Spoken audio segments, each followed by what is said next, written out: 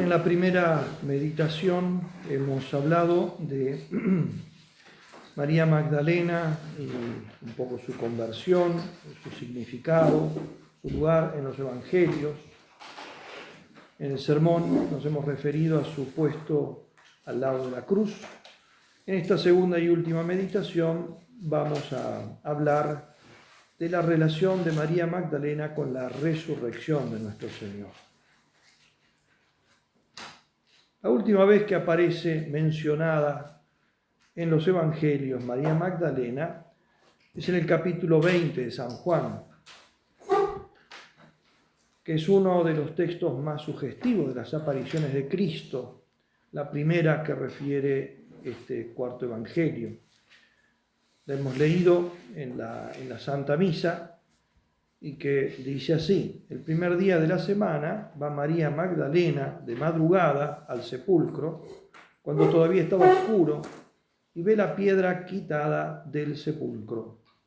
Echa a correr y llega donde Simón Pedro y donde el otro discípulo, a quien Jesús quería, y les dice: se han llevado del sepulcro al Señor y no sabemos dónde lo han puesto. Luego viene el relato de los versículos 3 al 10, donde se habla de la carrera de Pedro y Juan cuando entran al sepulcro, etc. Lo salté eso. En el versículo 11 retoma la figura de María y dice: estaba María junto al sepulcro fuera llorando. Y mientras lloraba se inclinó hacia el sepulcro y ve dos ángeles de blanco sentados donde había estado el cuerpo de Jesús, uno a la cabecera y otro a los pies. Le dicen ellos: mujer, ¿por qué lloras? Ella les respondió: porque se han llevado a mi Señor y no sé dónde lo han puesto. Dicho esto, se volvió y vio a Jesús de pie, pero no sabía que era Jesús. Le dice Jesús: mujer, ¿por qué lloras? ¿A quién buscas? Ella, pensando que era el encargado del huerto, le dice: Señor, si tú lo has llevado, dime dónde lo has puesto y yo me lo llevaré. Jesús le dice: María. Ella se vuelve y le dice en hebreo Rabuní, que significa maestro. Le dice Jesús: no me toques, que todavía no he subido al Padre, pero vete donde mis hermanos y diles: subo a mi Padre y vuestro Padre, a mi Dios y vuestro Dios. Fue María Magdalena y dijo a los discípulos que había visto al Señor y que había dicho estas palabras. Hasta aquí el relato. Realmente un relato muy interesante, con muchos detalles destacables. María Magdalena, dice San Marcos, era una de las dos mujeres, la otra es María, la de José, que estuvieron observando mientras los hombres depositaron a Jesús en el sepulcro para asegurarse el lugar exacto de la sepultura y ver y volver cuando fuera permitido para terminar los ritos fúnebres que habían sido apresurados e improvisados, ¿no? Porque empezaba el gran sábado, el sábado de la Pascua, por lo tanto hasta que amaneciera, como sabemos, el primer día de la semana, nuestro domingo, no podía continuarse con eso. Ahora la vemos venir sola, quizá porque se ha separado, capaz que ha salido con las otras mujeres, pues sabemos que hay también otra aparición en el camino de regreso, ¿no? A las otras mujeres, quizás salieron todas juntas, pero al menos ella, aquí la vemos sola, quizá porque tenía que buscar algo necesario para estos ritos fúnebres, o bien porque simplemente salió por en otro momento, ¿no? O más temprano, o lo que sea. Pero aquí la vemos sola, ¿no? Y esto ya es muy llamativo porque era de noche, dice San Juan, y el sepulcro estaba fuera de los muros, o sea, un tiro de piedra del Calvario. Jesús había sido crucificado fuera de los muros de la ciudad, y en teoría además estaba custodiado por algunos soldados. Eso es, ella sabía, si había visto dónde lo pusieron, también habría visto, quizá todavía no habían llegado los soldados, pero es probable que supiera que había un grupo de soldados ahí. Todo esto hace el hecho extraño. De hecho, María entonces desafía las convenciones judías, que veían mal que las mujeres saliesen solas de noche, sin luz alguna, sin compañía alguna. Ella, como vemos, no espera la compañía de las demás, o si ha empezado con ella, se ha separado en algún momento, ni pide tampoco a los apóstoles que la acompañen, ni espera que asome el sol. Por eso le vienen muy bien esas palabras del cantar que se han leído en la primera lectura de la misa de hoy, ¿no? Que parecen casi como una expresión profética de lo que aquí estamos leyendo, ¿no? Decía el texto del cantar: en mi lecho durante la noche busqué al amado de mi alma, lo busqué y no lo encontré. Me levantaré y recorreré la ciudad por las calles y las plazas, buscaré al amado de mi alma, lo busqué y no lo encontré. Me encontraron los centinelas que hacen la ronda por la ciudad. ¿Han visto al amado de mi alma? Apenas los había pasado, encontré al amado de mi alma.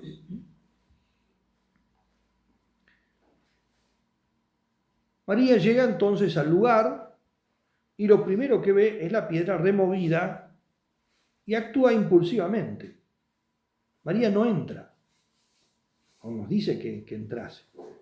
Ella deduce en su cabeza que si la piedra está removida es porque se han llevado al Señor, lo han robado. Por eso corre de nuevo, hace todo el trayecto hasta el lugar donde probablemente estaban los apóstoles, que sería quizá el mismo lugar de la última cena, cenáculo. Corre de nuevo y avisa a Pedro y a Juan, a ellos. Nosotros conocemos este episodio, no lo he leído, ¿no? Pero sabemos que los apóstoles, llega primero Juan, pero espera que llegue Pedro, Pedro entra, luego entra Juan, y ven en el sepulcro lo que, bueno, traducido de formas muy diversas, pero lo que se entiende es que en el sepulcro lo que han visto es las cosas como estaban cuando pusieron a Cristo, están en su lugar. La síndone está ahí como estaba cuando metieron ahí al cuerpo de nuestro Señor, solamente que está sin el cuerpo dentro. Esto es lo único que explica la actitud de Juan. Juan dice, que hablando de sí mismo, porque el relato es suyo, que vio y creyó. Creyó en la resurrección, evidentemente, ¿no? Y esto se explica solamente si es eso, si ve ahí el sudario tal como él lo había visto colocar, porque él había sido uno de los testigos que deposita el cuerpo de Cristo, pero no está el cuerpo de Cristo dentro, ¿no? No se explica lo mismo, la actitud de Juan no sería tan coherente si, como traducen algunas versiones, se hubiera encontrado dobladito el sudario en otro lugar, en un lugar aparte, o peor, como algunas otras traducciones dicen, afuera. Eso hay que hacer todo una pirueta para poder entender la actitud de Juan. Algunos dicen, bueno, porque los ladrones no lo van a doblar y dejar ordenadamente. Bueno, es así, pero en realidad se entiende de esta manera. Y es como se entiende bien el texto griego, utilizado la expresión griega aquí, como lo estudió muy bien algún filólogo, ¿no? sobre este tema, ¿no? Que significa en el mismo lugar. Esa es la expresión que utiliza. O sea, las veces que aparece ese giro en el Antiguo Testamento significa encontrar las cosas en el mismo lugar, no en un lugar aparte, en el mismo lugar. Bien. Entonces Juan sale convencido, o al menos cree en la resurrección de Cristo. Pedro sale pensando, pero no había sido testigo el momento en que colocan el cuerpo de Cristo. Sale pensando, o sea, por lo tanto, al menos confundido, meditando lo suyo, pero María, que evidentemente, por lo que entendemos, ha llegado después de ellos, porque ellos han ido corriendo, y ella ya había corrido hasta allí, estaba volviendo, entonces se ha demorado un poco más. Cuando llega, ellos se van o se cruzan en el camino.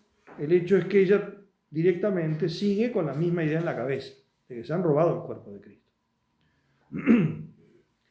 Y se queda allí junto a la entrada, llorando.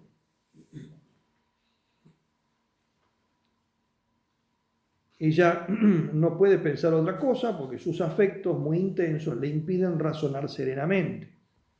De hecho, ni siquiera atina a algo que podría ser también una actitud un tanto más lógica, ¿no? De entrar en el sepulcro, también ella mirar. Ella no lo hace.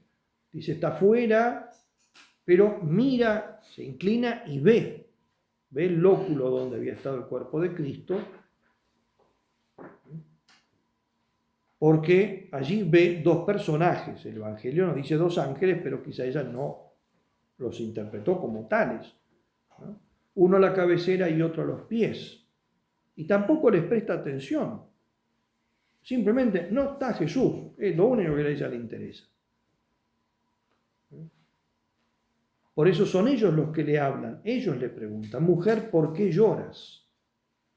Y esta responde hermosamente como la esposa del cantar, usa palabras muy parecidas, porque se han llevado a mi Señor y no sé dónde lo han puesto. Es como un eco de lo de la esposa del cantar. Mientras está hablando, respondiéndoles a ellos, ¿no? Jesús mismo se aparece y ella girándose lo ve, pero no lo reconoce, lo confunde o piensa que puede ser el cuidador del huerto. Y este también le pregunta, empieza con la misma pregunta de los ángeles, mujer, ¿por qué lloras? Pero añade una segunda, ¿a quién buscas? ¿A quién buscas? Y ella le responde realmente con una respuesta que es incoherente.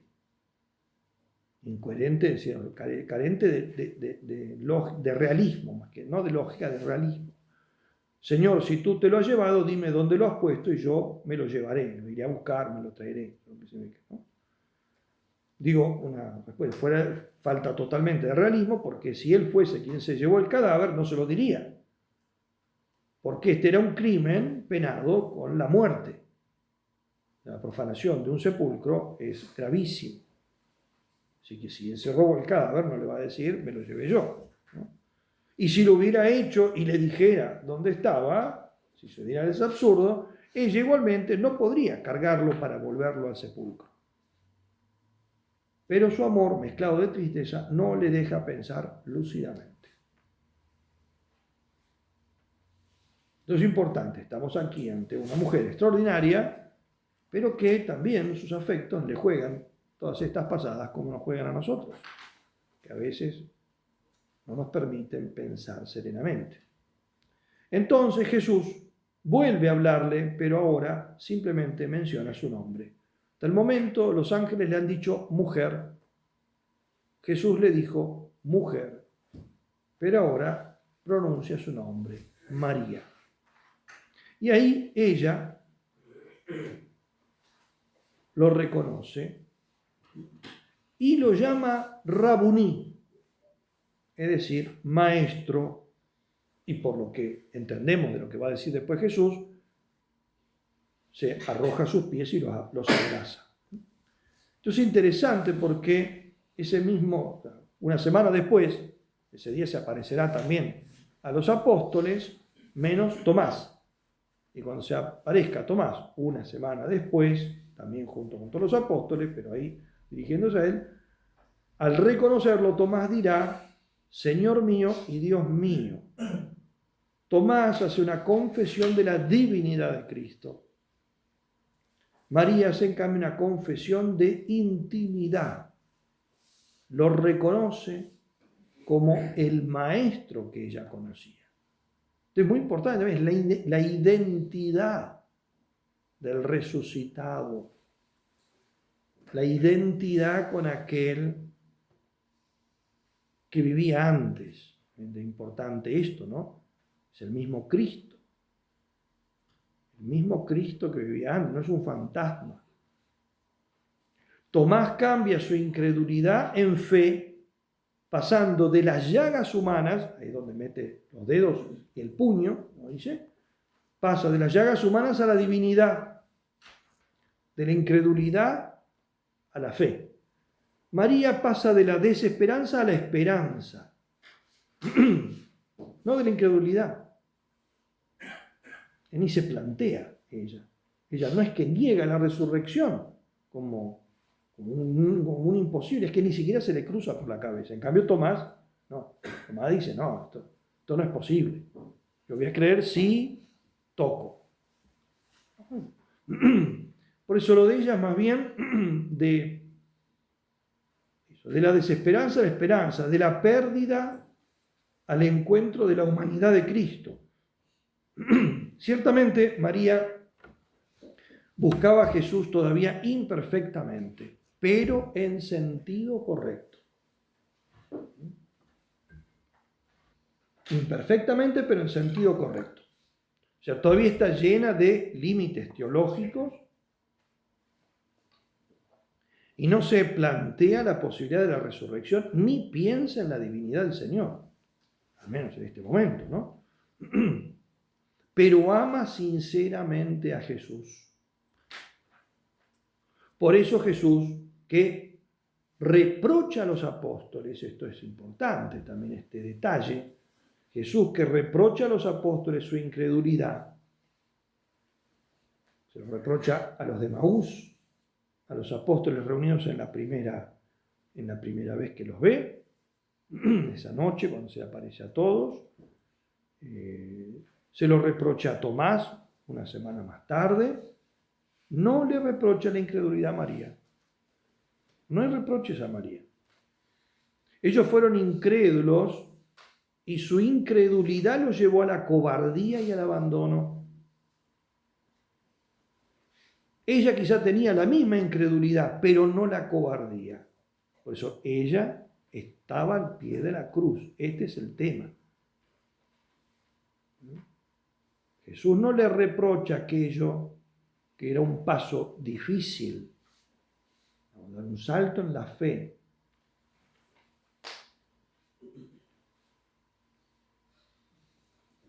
Porque, no se lo reprocha a ella, porque lo que ella podía poner de su parte lo había puesto en el orden de la voluntad, de la firmeza. Estuvo al pie de la cruz. Y no solo eso, sino que vigiló su sepultura.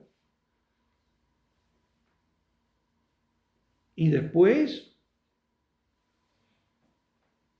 salió a buscar el cuerpo muerto en medio de las tinieblas de la noche y en las tinieblas también de la angustia, de la desesperación. Todo eso muestra que realmente era una mujer valiente. Por eso Jesús no le reprocha nada. Su amor le fue abriendo camino hasta la fe. A ella el amor le abre camino hasta la fe. A Tomás el contacto físico con las llagas de Cristo.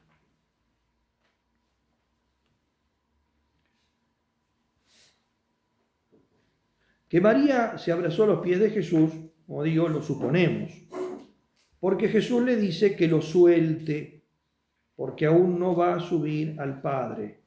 O sea, ella lo ha encontrado y lo agarra como para no dejarlo escapar de nuevo. La mayoría de las pinturas de los grandes pintores como Frangélico, Giotto, que han expresado este hermoso cuadro, ¿no?, han llamado a esta escena el noli me tangere, ¿no? Noli me tangere son las palabras de la Vulgata latina, pero estas se traducen no me toques, pero Jesucristo no le dice no me toques, el texto griego no dice eso, dice no me retengas. No me retengas. Por eso, o como traducen otros directamente, suéltame, ¿no? No me voy a ir. No es todavía el momento en que he resucitado y ya me voy de aquí, de este mundo, ¿no? Todavía no. Eso me da tranquilidad. Y le encarga algo. La nombra anunciadora de su resurrección a los apóstoles, apóstol de los apóstoles. Ese es el título que lleva el prefacio que hemos usado hoy en la misa. Tiene prefacio propio, usamos ese prefacio, y el titulito que tiene arriba, que no se lee, el título, una especie de explicación, del contenido de ese prefacio, la llama así, esta fiesta, apóstol de los apóstoles, porque ella le anuncia a los apóstoles lo que los apóstoles tendrán que anunciar. Ellos son testigos de la resurrección, pero ella es testigo de la resurrección para con los apóstoles. Incluso hasta Juan, que se ve movido a la fe por lo que ve en el sepulcro, pero lo fue a llamar ella. Ella lo trae. También lo trajo al sepulcro al mismo Juan. Y ahora le va a llevar este mensaje a los apóstoles. Jesús se va a aparecer ese mismo día también a los apóstoles, incluso a Pedro, como dice la Sagrada Escritura. Pedro con lo dicen en una de las apariciones, sí, también se apareció a Pedro, dice. Y también San Pablo lo va a recordar, a Pedro en particular, ¿no? Tiene una que no está relatada, pero hay una mencionada, ¿no? Una aparición a Pedro. Pero antes de presentarse él mismo a sus discípulos, se hace preceder por la Magdalena. Ella va, hace lo que el Señor le ha indicado y luego no vuelve a ser nombrada en los evangelios. La última vez que es nombrada. El ejemplo de la Magdalena y este episodio en particular es increíblemente importante para nosotros. No solo en cuanto al testimonio de la resurrección, ¿no? que es lógico, eso es lo primero que nos viene a la cabeza, sino por la persona de María Magdalena, lo que el hecho de haber sido ella la destinataria de esta aparición significa para nosotros cristianos. ¿Por qué? Porque María tenía defectos, tenía muchos defectos. Bueno, ni siquiera podía razonar adecuadamente, interpretaba incorrectamente lo que estaba viendo.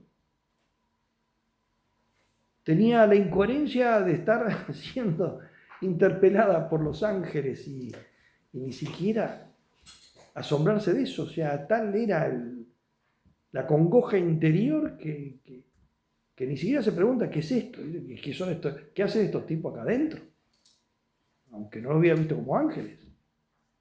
¿Y estos qué son? Capaz que son estos los que se han robado el cuerpo. Nada. Hay una incoherencia total. O sea, tenía ciertamente muchos defectos, pero también tenía una gran entrega, coraje, empuje, y algo que quizá explica un poco esos famosos 7 demonios. Hacía todo en exceso. Pero ponía el mismo empeño en el bien, o más empeño en el bien, del que había tenido en el mal. Había sido grande en el pecado. 7 demonios significa por lo menos o que estaba poseída de muchos demonios, o que sus vicios eran muchos y muy grandes y muy graves. Pero si fue grande en el pecado, ciertamente fue muy grande en el amor a Cristo. Es decir, se daba siempre sin medida. Y eso, si uno tiene conciencia de haberse entregado sin medida al pecado, tiene que recordar esto. Porque entonces significa que se tienen que entregar sin medida al bien, a Cristo. Por eso la tradición, al pintarla y esculpirla como una mujer penitente el resto de su vida y como una evangelizadora, la describe no simplemente como una persona penitente, como tantos otros que pintados por ahí, sino como una extraordinariamente demacrada penitente. Hay algunas esculturas, ¿no?, que son realmente hasta muy llamativas, ¿no? Por un lado, entonces, eso, como cuando describe a la Magdalena penitente, porque va en la imaginería, ¿no?, las imágenes, la Magdalena son la Magdalena al pie de la cruz, la Magdalena en el huerto del del sepulcro, el famoso Noli Me Tangere, y luego la Magdalena penitente. Son las tres grandes, o al menos de la Magdalena. Después está la de Betania, que también, como dije, se le adjudican a ella, la mujer al pie de los pies de Cristo, etc. Pero las tres grandes imágenes de la Magdalena, que son la Magdalena al pie de la cruz, la Magdalena en el Noli Me Tangere y la Magdalena penitente. La Magdalena penitente siempre es una súper recontra penitente, consumida totalmente por sus penitencias. En realidad lo que quiere expresar es ese hacer todo con total entrega. Y el hecho mismo de que la tradición la coloque como apóstol de tierras tan lejanas, como es el sur de Francia, ¿no? En aquellos tiempos era lo que es Compostela, ¿no? Era el Finisterre, el fin de la tierra, una tierra conocida. Esto no está tan lejos, pero evidentemente también significa entonces alguien dada eso, a llegar a los extremos, entregarse del todo. Ella amó mucho, esa es la característica, y es la palabra que usa Jesucristo en la casa del fariseo para explicar por qué se le ha perdonado tanto a esa mujer que está a sus pies. Se le perdonó mucho porque amó mucho. Y quiero terminar con esta idea porque es la que expresa el sentimiento principal de María Magdalena, y leyendo una página de alguien que ya cité, el padre Latast, este dominico de mediados del siglo XIX, que en una homilía sobre ella, entre otros temas, toca este punto, y quiero leer eso y terminar con eso. Ella dice así este padre Latast: ella amó mucho. ¿Qué es lo que le ha valido a Magdalena tener tantas gracias, privilegios y favores, que ha merecido su perdón primero, luego esta gloria casi sin igual en la iglesia de Dios? ¿Es porque ella se arrepintió? ¿Porque lloró y oró mucho? ¿Es porque para acercarse al Salvador no temió afrontar las humillaciones y los sarcasmos? ¿Es porque todo lo que prodigaba en otro tiempo a sus amores criminales lo consagró para honrar a Jesús, cubriendo sus pies con sus perfumes, sus cabellos, sus besos y sus lágrimas? No, es porque ella amó mucho. Lo dijo Jesús en la casa de Simón el fariseo: ella amó mucho. Y dirigiéndose a ella le dijo: vete en paz, todos tus pecados están perdonados. De la misma manera fue con Pedro, sigue diciendo. Pedro, ¿me amas?, le dijo el Señor la primera vez que lo vio después de su pecado. Sí, Señor, bien sabes que te amo. Y fue ante esta triple declaración que lo hizo jefe de la iglesia, jefe de las ovejas y los pastores. Fue lo mismo con San Pablo. Saulo, Saulo, ¿por qué me persigues? ¿Quién eres, Señor? Soy Jesús, el que tú persigues. Pero te es difícil resistir el aguijón. Qué tono de amargo y tierno reproche, dice. Y él, temblando, todo emocionado: Señor, ¿qué quieres que haga? Se rendía ante tanto amor, y fue sobre esta palabra que Dios lo hizo vaso de elección y su apóstol para llevar su nombre ante las naciones y los reyes.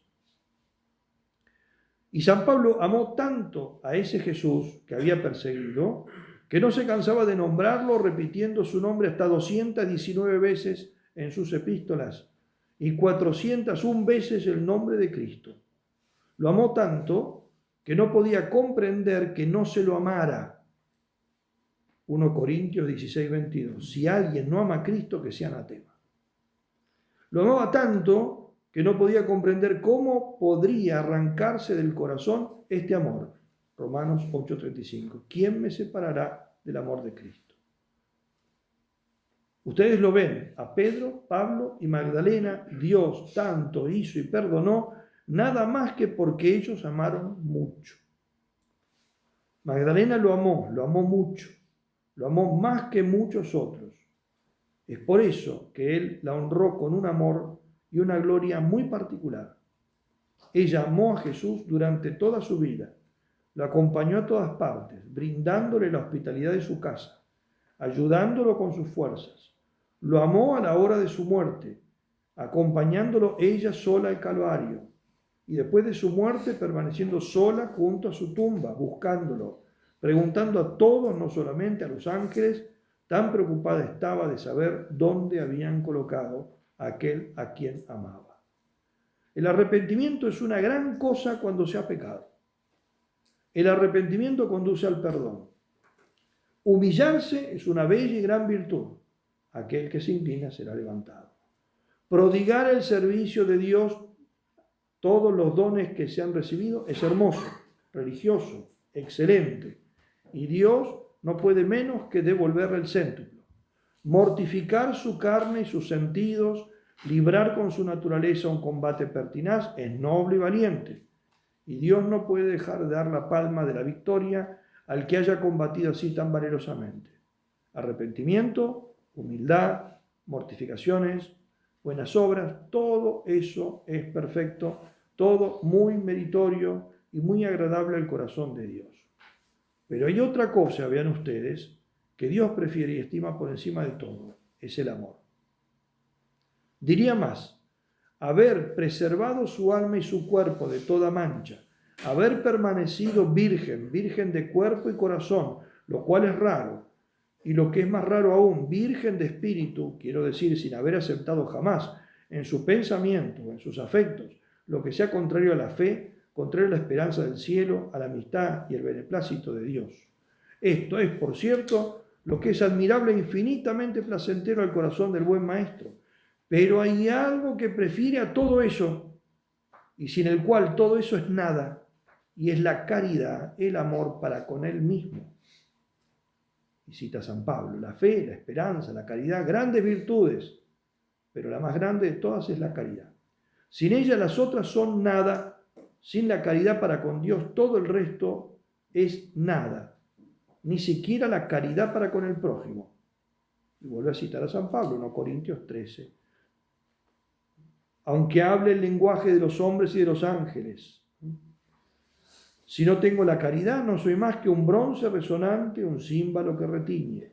Aunque tenga el espíritu profético, aunque conozca todo misterio, toda ciencia, aunque tenga la fe que mueve las montañas, si no tengo caridad no soy nada. Y aunque distribuya todos mis bienes a los pobres, la caridad incluso con el prójimo, ¿no? Y entregue mi cuerpo a las llamas para salvar a mis hermanos, si no tengo caridad, es el amor a Dios, esto no sirve de nada. 1 Corintios 13, 1 al 3. Ser amado, Dios considera esto por encima de todo. Por eso, ahí está la esencia, podemos decir, de la personalidad espiritual de María Magdalena, ¿no? Lo que Jesucristo definió en esa primera vez que la presenta, o que ella se presenta en público, ¿no? Que es en la casa del fariseo, cuando él dice, se le perdonó mucho porque amó mucho. Y todo lo demás también se puede decir lo mismo. Y se le permitió estar al pie de la cruz porque amó mucho. Se le permitió que ella viera dónde fue sepultado Cristo porque amó mucho. Se le permitió, o se le concedió, la primera y una de las más hermosas apariciones de Cristo porque amó mucho. Y se le permitió ser apóstol de los apóstoles de Cristo porque amó mucho.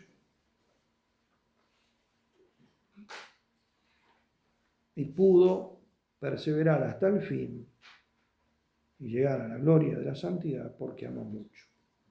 La caridad es la principal de las virtudes y es la que nosotros debemos pedir a Dios incesantemente por encima de cualquier otra virtud.